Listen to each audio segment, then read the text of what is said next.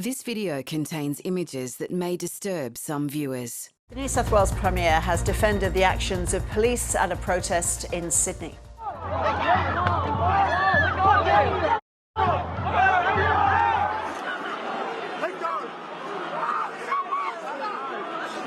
Videos from the scene show violent clashes during the demonstration against Israeli President Isaac Herzog's visit. 27 people were arrested, including 10 for allegedly assaulting police. 10 officers were injured. 500 police personnel were sent to the city centre, with 3,000 officers stationed elsewhere. Premier Chris Minns says police were put in a difficult situation. New South Wales Police's proportionate response was designed to keep the public safe in incredibly difficult circumstances. What you saw last night was New South Wales Police being confronted multiple times by a section of that crowd intent on disturbing and disrupting police lines.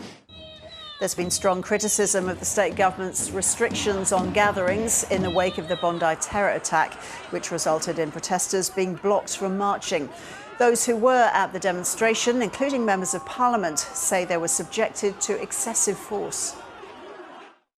The police created that pressure cooker.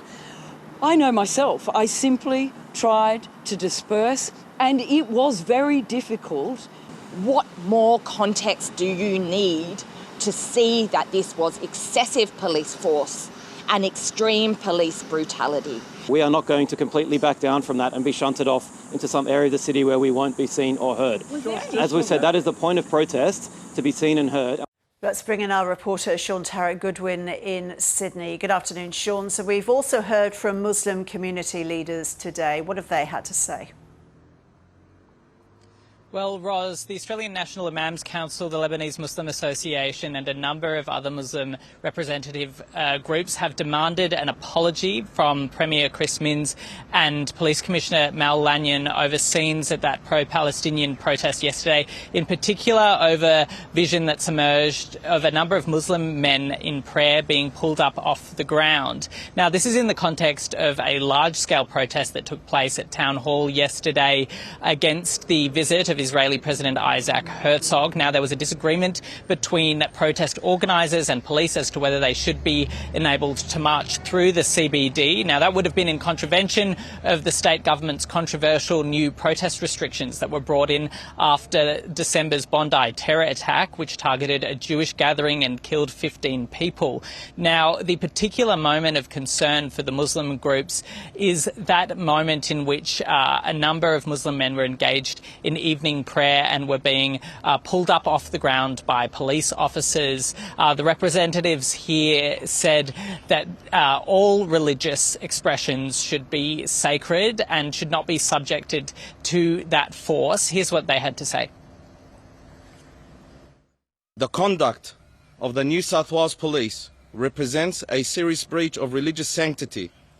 It is deeply distressing, unacceptable, and not reflective of Australia that we know and the values that we claim to uphold. We demand clear answers from the New South Wales Government, from the Premier of New South Wales, Chris Minns, and the New South Wales Police, and we demand for immediate action. What's been the broader fallout to last night's event, Sean? Well, Roz, the New South Wales Premier Chris Minns has defended the actions of police. He said that they were proportionate and that they had no choice.